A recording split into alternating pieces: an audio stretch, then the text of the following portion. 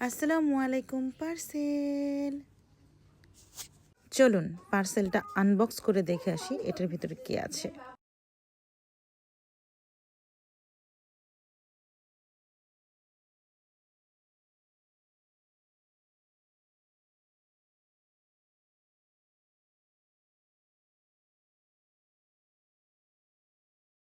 খুলি খুলি খুলি, চমৎকার!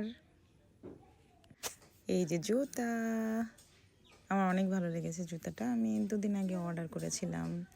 আপনাদের কেমন লাগলো জুতাটা বলবেন।